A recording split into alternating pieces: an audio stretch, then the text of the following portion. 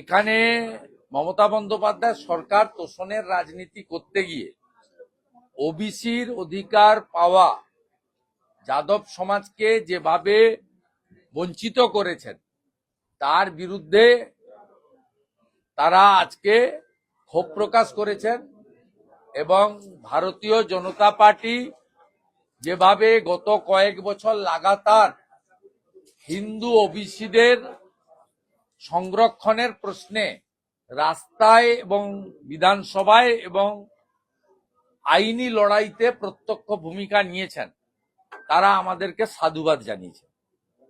তারা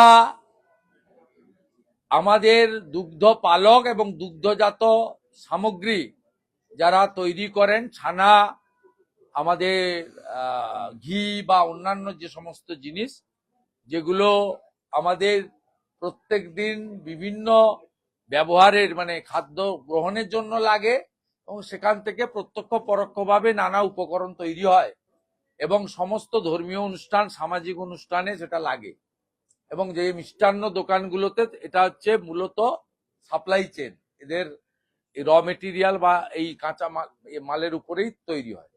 সেক্ষেত্রে রাজ্য জুড়ে পুলিশের যে তোলাবাজি এবং হ্যারাসমেন্ট, কারণ এটা খুব পচনশীল, বেশিক্ষণ এটা আটকে রাখলে নষ্ট হয়ে যায় এবং এরা খুব সংগ্রামের সঙ্গে করেন। আজকে সে কথাও উঠেছে যে এই পুলিশি রাজ এবং সিন্ডিকেট তোলাবাজের কাছে তারা 5 টাকা আয় করলে 6 টাকা রাস্তায় দিয়ে চলে আসতে হচ্ছে, বাড়ি থেকে 1 টাকা দিয়ে আসতে হচ্ছে।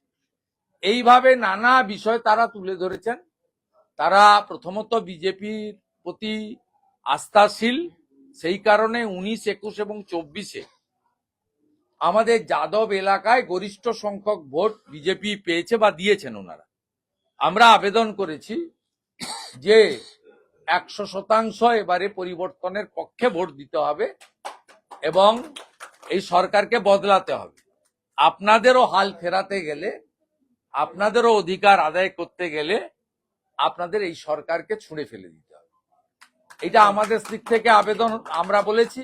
আর সংকল্পপত্র সহ আগামী দিনে বিজেপি সরকার বিশেষ করে গোমাতাকে সম্মান, মর্যাদা, গোমাতার মানে তার যে সমস্ত মানে পশু চিকিৎসার সহ আমাদের চিকিৎসা ব্যবস্থা সহ প্রাণী চিকিৎসা সহ যা যা ব্যবস্থা উত্তরপ্রদেশ, রাজস্থানে, মধ্যপ্রদেশে, হরিয়ানাতে বিজেপি শাসিত রাজ্যে হয় তাতে তারা খুব খুশি।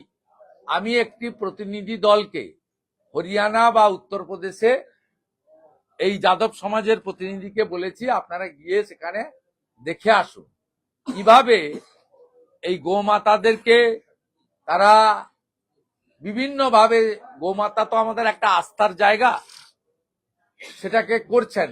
আমরা আগামী দিনে ভারতীয় জনতা পার্টির সরকার এখানে এলে বা আপনারা আনলে 21টা রাজ্যে বিজেপি এনডিএর মতো এখানেও আগামী দিনে ছানা দুধের হিমঘর তৈরি থেকে শুরু করে আমাদের সিন্ডিকেট রাজ, পুলিশি অত্যাচার থেকে মুক্তকরণ থেকে শুরু করে মন্ডল কমিশনের সুপারিশে ভারতীয় সংসদের দেওয়া ওবিসি সংরক্ষণের মর্যাদা সম্পূর্ণ রূপে কার্যকর করা থেকে শুরু করে আপনাদের সমাজের যোগ্য নেতৃত্বকে সামনের সারিতে আনার ক্ষেত্রেও গুরুত্বপূর্ণ ভূমিকা ভারতীয় জনতা পার্টি নেবেন, সেই কথা আমরা তাদের দিয়েছি।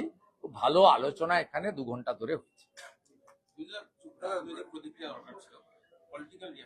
মুখ্যমন্ত্রী আজকে দিল্লিতে গিয়েছিলেন এবং তার অভিযোগ যে বঙ্গভবন দিল্লি পুলিশ ঘিরে রেখেছে, সেখানে এখতিয়ার বহির্ভূতভাবে তল্লাশি চালিয়েছে। নিশ্চিতভাবে দিল্লি পুলিশের কাছে কিছু ইনপুট রয়েছে। আনসারুল বাংলার লোকেরা মুর্শিদাবাদের হরিহর পাড়ায় যদি থাকতে পারে, কাশ্মীরের জঙ্গি যদি ক্যানিং এ থাকতে পারে, আর যদি সেই পিএফআই সিমিল লোকেদের সঙ্গে তৃণমূলের সম্পর্ক থাকতে পারে, সেক্ষেত্রে তারা খোঁজ খবর তল্লাশি তো রাখবে। দিল্লির মতো হাই প্রোফাইল জায়গায় জাতীয় সুরক্ষা সবচেয়ে আগে। আমার মনে হয় মুখ্যমন্ত্রীর এই উস্কানি না দিয়ে দিল্লি পুলিশকে সহযোগিতা করা। বলছি, মুখ্যমন্ত্রী অভিযোগ করছেন যে স্বরাষ্ট্রমন্ত্রী এখানে এলে রেড কার্পেট আর উনি ওখানে গেলে ব্ল্যাক কার্পেট। পুলিশ অতি সক্রিয় হয়ে উঠেছে, উনি গেছেন আরো উনি জেড প্লাস সিকিউরিটি পান, উনি ব্লু বুক অনুযায়ী যা পান সেটা দেন। আর মুখ্যমন্ত্রী এসব কথা না বলাই ভালো। অন্য রাজ্যের বিরোধী দলনেতা, কেন্দ্রীয় মন্ত্রী, বিধায়ক, সাংসদরা যে সম্মান পান অন্য রাজ্যে, পশ্চিমবঙ্গে উনি কি আচরণ করেন সেগুলো মানুষ জানে। গত 5 বছরে রাজ্যের প্রধান বিরোধী দলের বিরোধী দলনেতাকে 86টা মিথ্যা মামলা দিয়েছেন, 104 বার কোর্টে গিয়ে কর্মসূচির অনুমোদন আদায় করতে হয়েছে এবং 11.5 মাস বিধানসভা থেকে সাসপেন্ড করে বাইরে রেখেছেন। আপনি একটু কম বলুন, বেশি বললে দুর্গন্ধ ছড়াবে।